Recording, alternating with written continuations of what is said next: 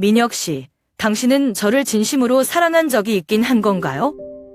아니면 당신 어머니한테 반항하려고 저를 선택한 건가요? 당신 같은 사람이 우리 집안에 들어오려고 한 것 자체가 웃긴 일이에요. 당신이 이 결혼을 망친 거예요. 지은 씨.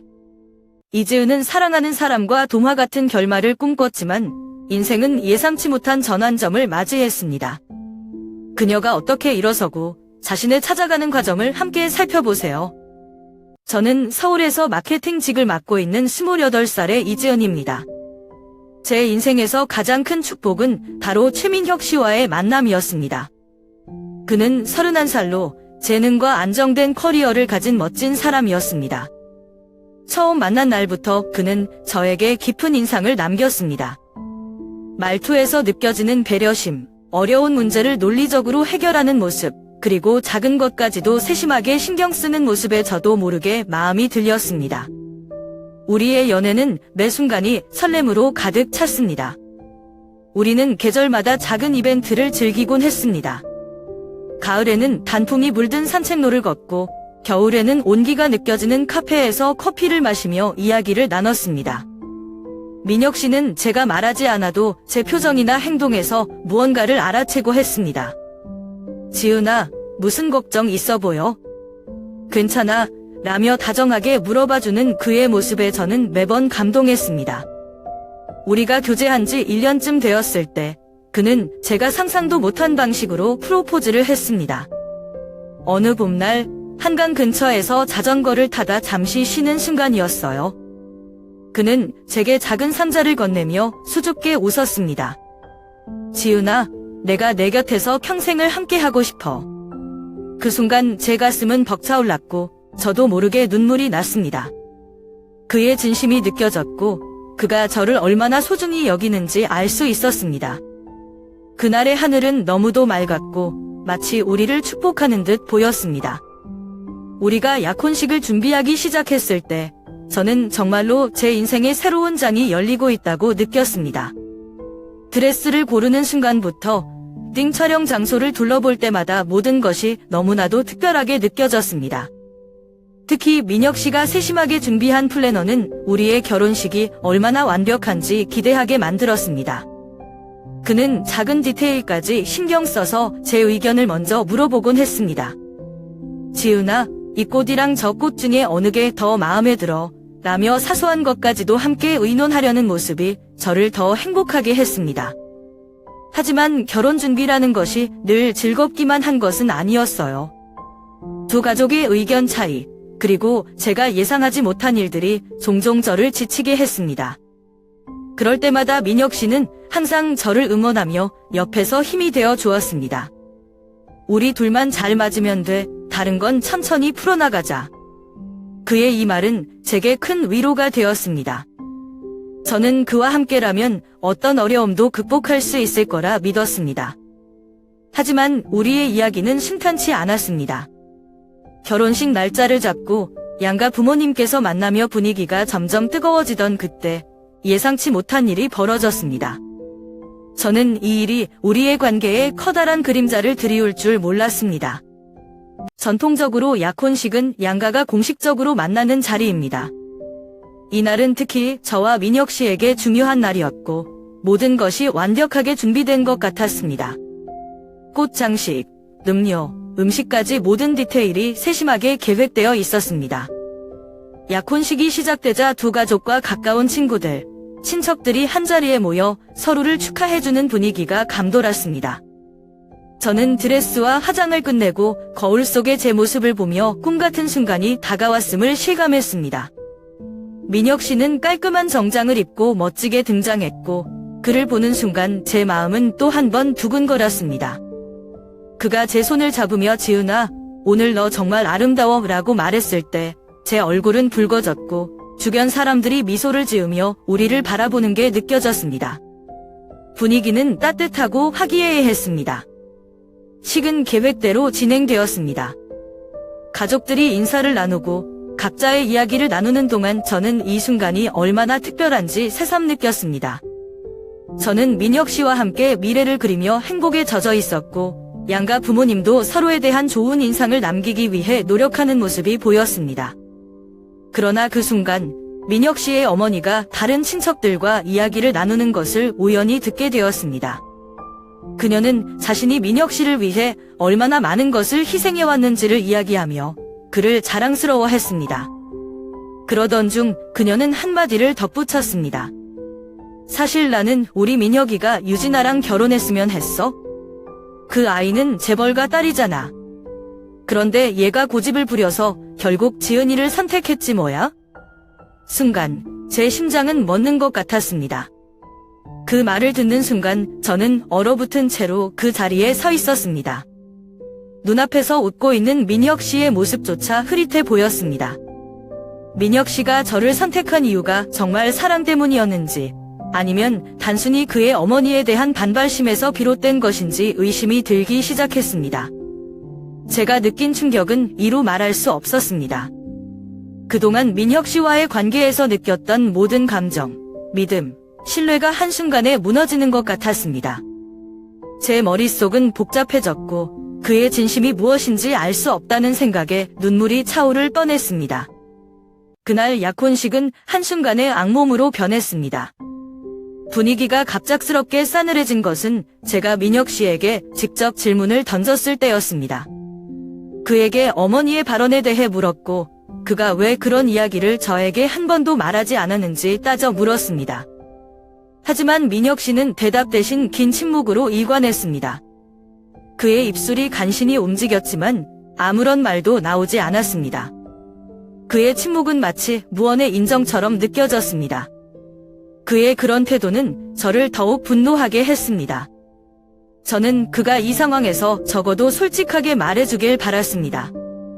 하지만 그가 고개를 숙인 채 아무 말도 하지 않는 모습을 보자 제 안에 쌓여있던 감정이 폭발했습니다. 이 결혼이 진정한 사랑에 기반한 것이 아니라면 난 이 관계를 계속 이어갈 수 없어 라는 생각이 머리를 스쳤습니다. 순간적으로 저는 주변에 있는 사람들을 의식하지 않고 자리에서 벌떡 일어섰습니다. 방 안은 조용했고 모든 시선이 저에게 집중되었습니다. 저는 심호흡을 하고 떨리는 목소리로 말했습니다. 저는 더 이상 이 결혼을 계속할 수 없습니다. 제 옆에 있는 사람이 누구인지조차 확신할 수 없는 상태로 결혼식 준비를 진행하는 건 제 인생에 대한 배신입니다. 제 말이 끝나자마자 방 안은 혼란에 빠졌습니다. 민혁 씨의 가족들은 당황한 표정을 지으며 주변 사람들에게 변경하려 했었고 그의 어머니는 저를 향해 날카로운 눈빛을 보냈습니다. 그녀는 저를 향해 냉정하게 말했습니다. 지은 씨, 이게 무슨 행동이에요? 이렇게 많은 사람들 앞에서 체면을 망치고 싶어요. 그녀의 목소리는 차갑고 비난이 가득했습니다. 저는 그 순간 마음속에서 많은 감정이 뒤엉켜 있었습니다. 민혁 씨의 어머니의 말은 마치 제가 상황을 더 복잡하게 만든 원인이라는 듯한 뉘앙스를 풍겼습니다. 하지만 저는 물러서지 않았습니다. 그녀의 시선을 똑바로 마주보며 답했습니다. 체면을 지키는 것보다 중요한 건 진실입니다. 저는 제 자신을 속이면서 이 결혼을 할 수 없습니다. 분위기는 점점 더 혼란스러워졌습니다. 민혁 씨의 아버지는 침묵을 유지하며 곤란한 표정을 짓고 있었고 제 부모님은 당황한 얼굴로 저를 바라보고 있었습니다. 그러나 그 누구도 제가 느낀 고통과 혼란을 대신 사념할 수 없었습니다. 민혁 씨는 여전히 침묵을 지키고 있었습니다. 그의 침묵은 마치 이 모든 상황을 인정하는 것 같았습니다. 저는 더 이상 이 자리에 있을 필요가 없다는 생각이 들었습니다. 그 자리를 떠나는 것이 최선이라고 느꼈습니다. 저는 주변 사람들의 시선을 뒤로하고 천천히 문을 향해 걸어 나갔습니다. 그 순간 제 가슴은 복잡한 감정으로 꽉 차 있었습니다. 분노, 실망, 그리고 슬픔이 한꺼번에 몰려왔습니다. 하지만 동시에 제 안에서는 새로운 용기가 솟아오르고 있었습니다. 저는 더 이상 제 자신을 속이지 않겠다고 결심했습니다. 그날의 사건은 저에게 큰 상처를 남겼지만 저는 제 선택에 후회하지 않았습니다. 진실을 직면하고 용기를 내어 결단을 내린 것은 제 인생에서 중요한 전환점이 되었습니다. 제가 약혼을 파기한 이후 최민혁 씨의 가족은 조용히 있지 않았습니다. 그들은 즉시 행동에 나섰고 저와 제 가족에게 보내왔던 결혼 준비물과 선물들을 모두 돌려보냈습니다. 처음에는 단순히 형식적인 절차라고 생각했지만 그들의 행동은 점점 더 악의적으로 변했습니다. 그들은 주변 지인들과 친척들에게 제가 돈과 신분 상승을 노리고 결혼을 계획했던 사람이라는 이야기를 퍼뜨리기 시작했습니다. 소문은 생각보다 빠르게 퍼져나갔습니다. 심지어 제 직장 동료들 사이에서도 이 이야기가 돌기 시작했고 저는 모든 시선이 저를 향하고 있는 듯한 느낌을 받았습니다. 마치 제가 계산적이고 욕심 많은 사람으로 낙인 찍힌 것 같았습니다. 특히 결혼을 통해 사회적 지위를 얻으려다가 실패한 사람으로 묘사되는 건 참을 수 없는 일이었습니다. 하지만 그보다 더 아팠던 것은 민혁 씨가 저를 직접적으로 비난했다는 점이었습니다. 그는 저에게 메시지를 보내어 약혼 파기로 인해 그의 가족과의 관계가 엉망이 되었다고 말했습니다. 내가 이렇게까지 할 줄은 몰랐어.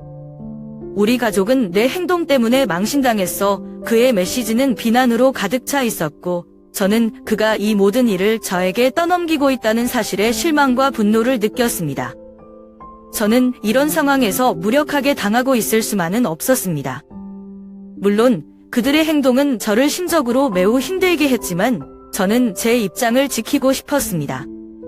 저는 그들이 만들어내는 이야기에 휘둘리지 않기로 결심했습니다. 첫 번째로 저는 제 주변 사람들에게 제가 직접 이야기를 전하기로 했습니다. 저는 제 친구들과 동료들에게 약혼 파기의 진짜 이유를 설명하며 그들의 이해를 구했습니다. 이 과정에서 저는 많은 사람들의 따뜻한 지지를 받을 수 있었고 이는 저에게 큰 힘이 되었습니다.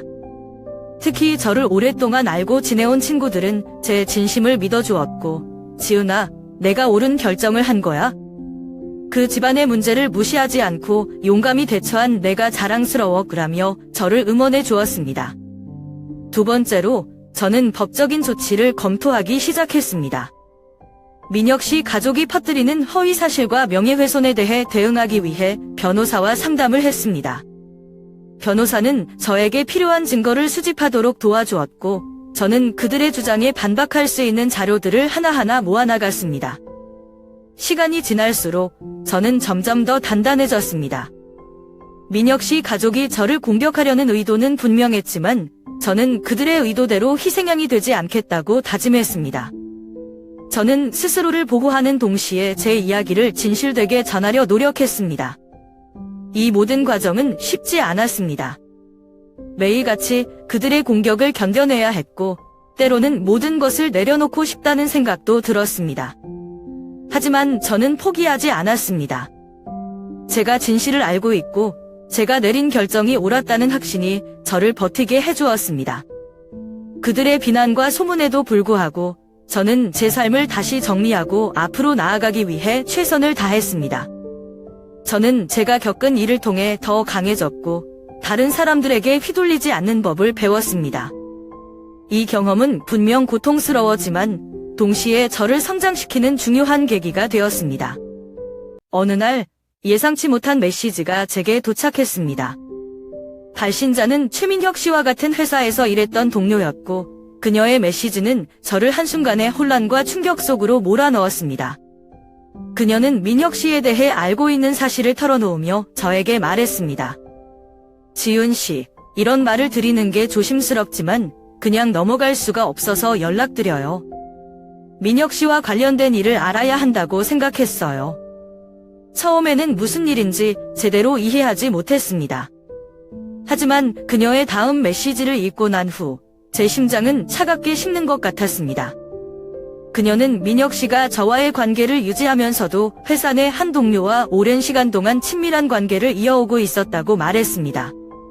그 관계는 단순히 친한 직장 동료의 관계를 넘어선 것으로 보였습니다. 그녀는 자신의 말을 뒷받침하기 위해 몇 장의 사진과 그들의 대화를 캡처한 이미지를 보내왔습니다. 사진 속의 민혁 씨는 한 여직원과 다정하게 어깨를 맞대고 있었고 서로의 눈빛에는 분명 애정이 느껴졌습니다. 대화의 내용도 단순한 업무 이야기가 아니었습니다. 그들은 서로에게 다정한 말투로 이야기를 나누며 때로는 미래에 대한 약속까지 나누고 있었습니다. 그 순간 저는 숨이 막히는 듯한 충격을 받았습니다. 제가 사랑했던 사람, 믿었던 사람은 두 얼굴을 가진 사람이었습니다. 그는 한편으로는 저와 약혼하며 미래를 약속했지만 다른 한편으로는 다른 사람과 감정을 나누고 있었습니다. 그리고 무엇보다도 그는 이 모든 것을 숨기며 저를 철저히 속이고 있었습니다.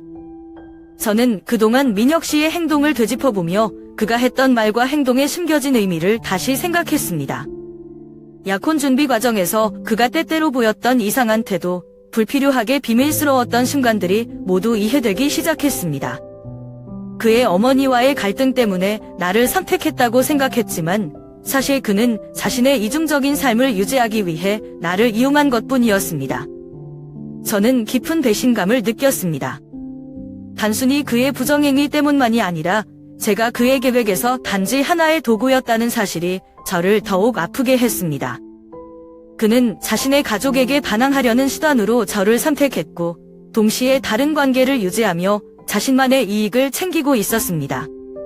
그날 밤 저는 메시지를 보내준 동료에게 다시 연락을 했습니다. 그녀에게 고마움을 표하며 왜 이런 이야기를 전하려 했는지 물었습니다. 그녀는 조용히 말했습니다. 지윤 씨가 정말 착한 사람이라는 이야기를 들었어요. 그런데 민혁 씨가 당신에게 하는 행동은 공정하지 않다고 생각했어요.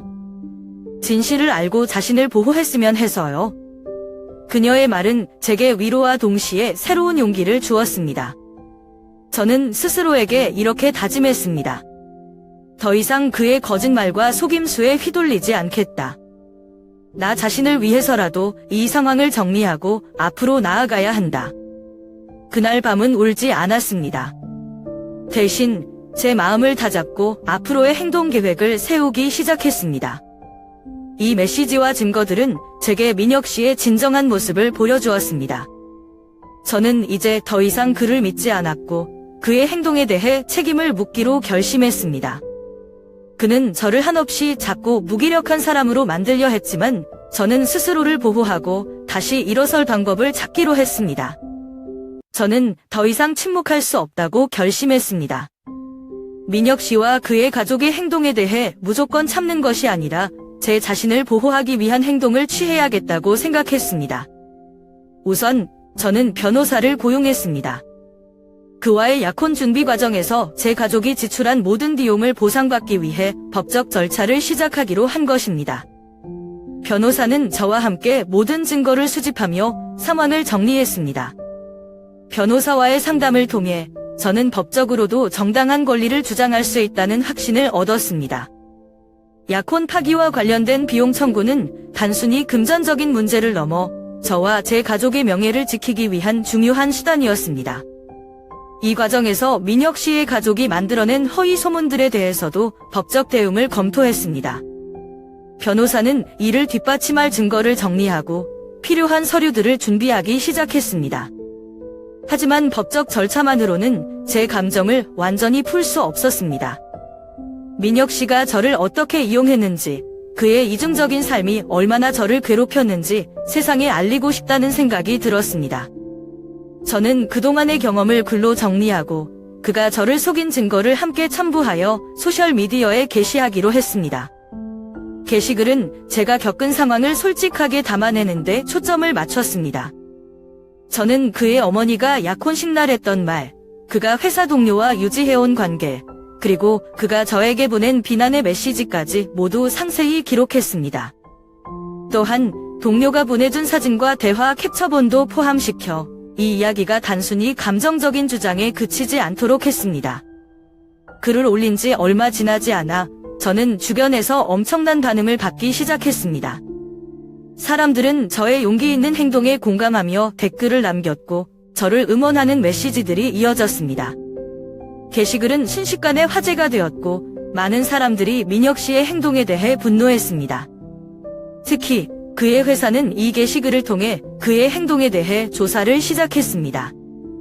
회사 내에서 발생한 비윤리적인 행동이 회사의 이미지에 영향을 미칠 수 있다는 점에서 회사는 사내 조사팀을 꾸려 그와 관련된 모든 일을 파악하려 했습니다.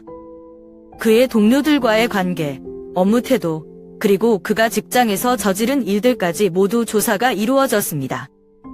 민혁 씨와 관련된 사건이 세상에 알려지면서 그의 인생은 급격히 무너져갔습니다. 그의 행동에 대한 진실이 밝혀지자 회사에서는 그를 더 이상 신뢰할 수 없다는 결론을 내렸습니다. 동료들과의 관계는 완전히 깨졌고 그가 저지른 행동들에 대한 비난이 끊이지 않았습니다. 회사 내에서 그는 점점 고립되었으며 결국 자신이 속해 있던 팀에서도 배제되었습니다. 회사는 이미지 훼손을 막기 위해 그에게 퇴사를 권고했고 그는 끝내 회사 문을 떠나야만 했습니다. 회사를 떠난 후에도 상황은 나아지지 않았습니다. 그의 이름은 이미 인터넷과 소셜미디어를 통해 널리 알려졌고 사람들은 그를 비난하는 댓글과 글들을 쏟아냈습니다. 과거 그의 친구들조차 더 이상 그와 관계를 유지하려 하지 않았습니다. 민혁 씨는 자신이 고립되었다는 사실을 점점 더 실감하게 되었고 그로 인해 점점 더 초조하고 불안한 상태에 빠졌습니다. 그의 어머니는 이러한 상황을 수습하려고 애썼습니다. 그녀는 사람들에게 우리 아들이 잘못한 게 없다. 오히려 지은이가 우리 가정을 파탄낸 것이다 라고 말하며 저를 비난했습니다. 그녀는 민혁 씨를 옹호하며 제가 이 모든 사태의 원인이라고 주장했지만 사람들이 그녀의 말을 믿기에는 이미 너무 많은 증거가 공개된 상태였습니다. 민혁 씨의 어머니의 주장과는 달리 제가 공개한 사진과 메시지들은 많은 사람들에게 신뢰를 주었습니다. 가족 내에서도 갈등이 심화되었습니다. 민혁 씨의 아버지는 사태를 조용히 마무리하기를 원했지만 어머니는 계속해서 저를 비난하며 자신들의 체면을 세우려 했습니다. 그들의 의견 차이는 점점 더 커졌고 결국 가족 구성원들 간의 대화조차 제대로 이루어지지 않는 상황에 이르렀습니다. 가족들은 서로를 탓하며 책임을 전가했고 그로 인해 가정 내 분위기는 완전히 무너졌습니다. 민혁 씨 역시 가족들 간의 갈등 속에서 외톨이가 되어갔습니다. 그는 자신의 어머니를 통해 상황을 수습하려 했지만 오히려 그것이 더 큰 갈등을 초래했습니다. 결국 그는 자신이 누구에게도 기대지 못한다는 사실을 깨닫게 되었고 이 모든 사태가 스스로의 행동에서 비롯되었다는 것을 부정할 수 없게 되었습니다. 한편 저는 이 모든 과정을 지켜보면서 복잡한 감정을 느꼈습니다. 그의 몰락을 보며 고소한 마음이 들기도 했지만 한편으로는 씁쓸한 기분이 들기도 했습니다.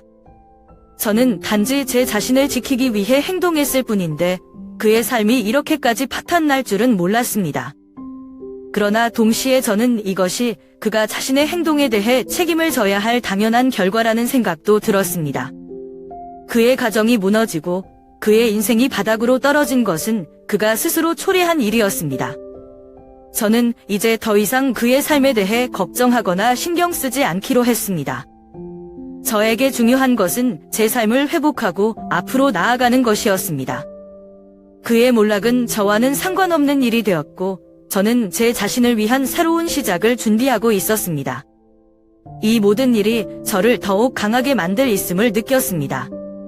저는 과거에 얽매이지 않고 앞으로의 삶에 집중하며 제 자신을 위해 더 나은 선택을 하기로 결심했습니다.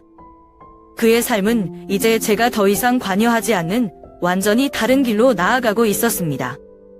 새로운 삶의 장을 열기 위한 준비를 하고 있던 어느 날 뜻밖의 일이 벌어졌습니다. 늦은 저녁, 집으로 돌아온 저는 초인종 소리가 울리는 것을 들었습니다. 누구일까 싶어 인터폰을 확인하니 놀랍게도 그곳에는 최민혁 씨가 서 있었습니다. 예상치 못한 그의 방문에 저는 순간적으로 긴장했지만 이내 마음을 다잡고 문을 열지 않고 그의 말을 기다렸습니다. 그는 다소 흥분한 목소리로 말하기 시작했습니다. 지은아, 너 때문이야. 내 인생이 이렇게 망가진 건 전부 너 때문이라고. 그의 목소리에는 분노와 좌절이 섞여 있었고 말끝마다 저를 비난했습니다. 그는 계속해서 자신이 겪은 고통과 모든 문제가 제가 시작한 일이라고 주장했습니다. 내 가족도, 내 직장도, 내 친구들도 모두 나를 버렸어. 이게 다 내가 한 짓이야. 그의 태도는 분명 위협적이었지만 저는 두려움에 떨지 않았습니다. 오히려 그의 말을 들으며 제가 얼마나 올바른 결정을 했는지 다시 한번 확신할 수 있었습니다. 저는 차분하게 그를 무시하며 대화를 기록하기 위해 스마트폰의 녹음 기능을 켰습니다. 그의 위협적인 언행과 비난은 점점 더 과격해졌고 그는 결국 너도 똑같은 고통을 겪게 해줄 거야. 내가 한 짓에 대해 대가를 치르게 만들 거야 라는 말을 내뱉었습니다. 그의 말은 분명한 협박이었습니다. 저는 더 이상 이 상황을 그대로 두어선 안 된다고 판단했습니다. 그의 말이 멈추기를 기다린 후 저는 담담하게 말했습니다. 민혁 씨, 지금 당신이 하는 모든 말은 녹음되고 있어요. 저는 이 자료를 경찰에 제출할 겁니다. 여기서 그만두세요. 이 말을 듣고 그는 잠시 당황한 듯 보였지만 이내 다시 저를 비난하며 떠나갔습니다. 그가 떠난 후 저는 바로 경찰에 연락했습니다. 녹음된 내용을 증거로 제출했고 경찰은 그의 행동이 명백한 협박에 해당한다고 판단했습니다. 저는 상황이 더 악화되는 것을 막기 위해 접근 금지 명령을 요청했습니다. 몇 날 며칠 동안 경찰과 변호사와의 상담을 거친 끝에 법원은 민혁 씨에게 접근 금지 명령을 내렸습니다. 이로써 그는 더 이상 저에게 연락하거나 찾아올 수 없게 되었습니다. 그 후로도 마음 한편에는 여전히 불안감이 남아 있었습니다. 그가 또다시 저를 찾아오거나 다른 방식으로 해코지를 하려고 할지도 모른다는 생각이 들었기 때문입니다. 하지만 동시에 저는 그가 저를 두려워하게 만들었음을 느낄 수 있었습니다. 저는 더 이상 과거의 저처럼 그에게 휘둘리지 않았고 스스로를 지키기 위해 단호하게 행동했습니다. 이 사건은 저에게 또 다른 교훈을 남겼습니다. 어떤 상황에서도 자신을 보호하는 것이 얼마나 중요한지, 그리고 두려움에 굴복하지 않고 맞서 싸우는 것이 얼마나 필요한지 알게 되었습니다. 그는 제 인생에서 더 이상 영향을 미칠 수 없는 존재가 되었고, 저는 그 사실에 안도할 수 있었습니다. 저는 이 사건 이후로 더 강해졌습니다. 더 이상 그의 위협에 흔들리지 않고 제 자신과 제 삶을 소중히 여기기로 다짐했습니다. 그는 제게 상처를 남겼지만 동시에 저를 성장하게 만든 사람이기도 했습니다. 이제 저는 그와의 기억을 뒤로하고 새로운 시작을 향해 한 걸음 더 나아가고 있었습니다. 모든 일을 뒤로하고 저는 마침내 결심했습니다. 그동안 저를 괴롭히던 문제들로부터 벗어나 온전히 제 자신에게 집중하기로 말입니다. 그 과정은 쉽지 않았지만 더 이상 과거에 얽매이지 않기로 했습니다. 저는 스스로를 다시 세우고 새로운 삶을 시작할 수 있는 기회를 찾아야 했습니다. 그래서 선택한 것이 바로 캐나다에서의 유학이었습니다. 낯선 곳에서 새로운 환경 속에서 저를 다시 찾을 수 있을 거라는 믿음이 있었습니다. 유학을 준비하는 과정은 제게 또 하나의 도전이었습니다. 비자 신청부터 학교와 프로그램을 선택하는 일까지 모든 과정이 익숙하지 않아 시행착오도 많았습니다. 하지만 그럴 때마다 저는 스스로에게 이렇게 말했습니다. 이 모든 것이 나를 더 강하게 만들어줄 거야. 처음에는 막연한 두려움도 있었지만 시간이 지날수록 새로운 가능성에 대한 기대감이 커졌습니다. 출국을 앞두고 저는 미래를 위해 철저히 준비하기로 했습니다. 먼저 제가 배울 분야와 관련된 기초 지식을 익히기 시작했습니다. 온라인 강의를 듣고 관련 책을 읽으며 제가 선택한 길에 대한 자신감을 키워갔습니다. 또한 외국에서의 생활에 적응하기 위해 영어 공부에 더 많은 시간을 투자했습니다. 매일 단어를 외우고 짧은 에세이를 쓰며 실력을 다져갔습니다. 또한 저는 제 삶의 목표를 다시 정리하기 시작했습니다. 노트 한 권을 준비해 제가 이루고 싶은 것들을 하나씩 적어 내려갔습니다. 1년 안에 영어로 자유롭게 대화하기, 새로운 친구들과 좋은 관계 맺기, 내가 진정으로 원하는 일을 찾기 등 구체적이고 현실적인 목표를 세우며 제 자신과의 약속을 다졌습니다. 목표를 적으며 저는 제 안에 변화가 일어나고 있음을 느꼈습니다. 과거의 저라면 늘 누군가에게 의존하거나 주변의 기대에 맞추려고 애썼을 것입니다. 하지만 지금의 저는 더 이상 그러지 않았습니다. 저는 제가 하고 싶은 것, 제가 원하는 것을 중심에 두고 행동하기로 결심했습니다. 이 과정에서 제 자신이 얼마나 강한 사람인지 깨닫게 되었습니다. 출국 준비를 하며 가족들과 친구들의 응원도 큰 힘이 되었습니다. 특히 부모님은 제가 새로운 출발을 할 수 있도록 적극적으로 지원해 주셨고, 제 친구들은 지은아, 넌 뭐든 할 수 있어. 캐나다에서도 내가 꼭 성공할 거야, 라며 격려의 말을 아끼지 않았습니다. 이런 지지 속에서 저는 자신감과 용기를 얻었습니다. 출발 하루 전, 저는 제 방에서 가방을 정리하며 많은 생각에 잠겼습니다.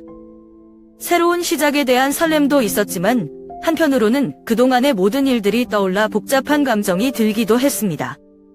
하지만 저는 과거에 얽매이지 않기로 했습니다. 모든 상처와 아픔을 뒤로하고 오로지 앞으로 나아갈 것만을 다짐했습니다. 마지막 밤에는 스스로에게 편지를 썼습니다. 지은아, 이제 새로운 삶이 기다리고 있어? 과거의 상처는 너를 더 단단하게 만들어줬고, 그 덕분에 너는 지금 이 자리에 있어? 힘내고 더 나은 내 자신을 만들어가자. 편지를 쓰고 난 후, 저는 한결 가벼운 마음으로 잠들었습니다. 공항에 도착한 그날 아침, 제 마음은 말로 표현할 수 없는 복잡한 감정으로 가득 차 있었습니다. 아직 동도 트기 전 새벽 공기의 차가움이 온몸을 감쌌지만 제 마음속에는 희망의 불씨가 따뜻하게 타오르고 있었습니다. 저는 집에서 준비해온 가방 2개를 천천히 끌며 출국장으로 들어섰습니다. 그 순간 마치 제 삶의 무거운 짐을 내려놓는 듯한 해방감을 느꼈습니다. 공항의 복잡한 소음 속에서도 제 머릿속은 놀라울 정도로 차분했습니다. 드디어 떠나는구나 라는 생각이 스쳐 지나갔고, 저는 새롭게 시작될 제 삶에 대한 기대와 설렘으로 가슴이 벅찼습니다. 서울이라는 도시는 저에게 많은 추억을 남겼지만 동시에 견디기 힘든 상처와 아픔도 함께 남겼습니다. 이번 여행은 단순히 물리적인 이동이 아니라 그 모든 과거를 뒤로하고 진정으로 나를 찾아가는 여정이었습니다. 출국장으로 향하기 전 저는 잠시 멈춰서서 주변을 둘러보았습니다. 익숙한 도시의 풍경과 떠들썩한 인파를 보며 서울에서 보냈던 시간들이 주마등처럼 스쳐 지나갔습니다. 행복했던 순간도 있었지만 아픈 기억들이 더 선명하게 다가왔습니다. 하지만 저는 이번 여정이 그런 기억들을 치유할 수 있는 시작점이 될 것임을 믿었습니다. 수속을 마치고 게이트 앞에서 비행기를 기다리는 동안 저는 다시 한번 지난 날을 떠올렸습니다.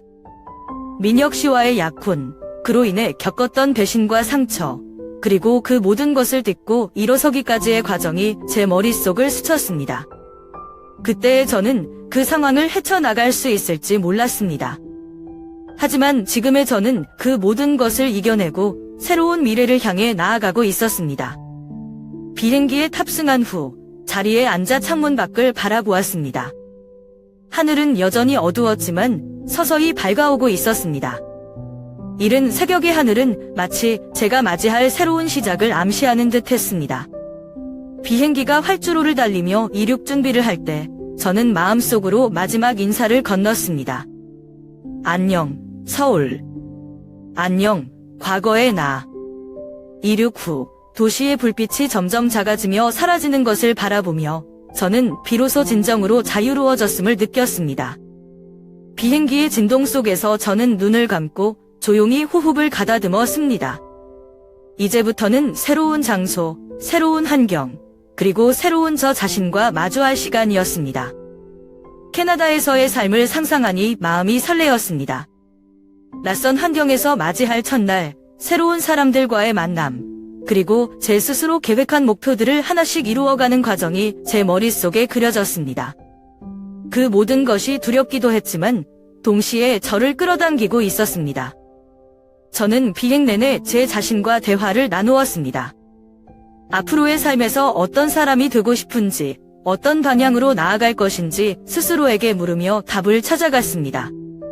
더 이상 누군가에게 의존하지 않고 제 자신만의 기준으로 삶을 살아가기로 결심했습니다. 공항에서 내려 처음 밟은 캐나다의 땅은 서울과는 전혀 다른 느낌이었습니다. 차갑지만 신선한 공기가 제 얼굴을 감싸고 어디를 보아도 끝없이 펼쳐진 하늘과 넓은 길이 제 마음을 편안하게 해주었습니다. 저는 택시를 타고 제가 머물게 될 기숙사로 향하며 낯선 도시 풍경을 바라보았습니다. 도착한 첫날은 모든 것이 새롭고 신기했습니다. 기숙사 방에 짐을 풀면서 제게는 또 다른 모험이 시작된다는 기대감이 가득했습니다. 방창문으로 들어오는 햇살은 따뜻했고 그 순간 저는 마음속으로 다짐했습니다. 여기서 나는 새롭게 시작할 거야. 다음 날 저는 학교에 등록을 마치고 캠퍼스를 둘러보았습니다. 드넓은 캠퍼스는 마치 새로운 가능성으로 가득 찬 세상처럼 보였습니다. 학생들은 각자의 일상에 바쁘게 움직이고 있었고 저는 그들과 어울리기 위해 노력해야겠다고 생각했습니다. 처음에는 낯선 언어와 문화가 조금 부담스럽기도 했습니다. 수업 중 교수님의 말을 따라가기도 어려웠고 동료 학생들과 대화할 때도 자신감이 부족했습니다. 하지만 저는 포기하지 않았습니다. 수업이 끝난 후에도 도서관에 남아 자료를 읽고 부족한 부분을 보완하기 위해 밤늦게까지 공부했습니다. 매일 조금씩 영어로 메모를 작성하고 틀리더라도 대화를 시도하며 제 자신을 발전시켜 나가.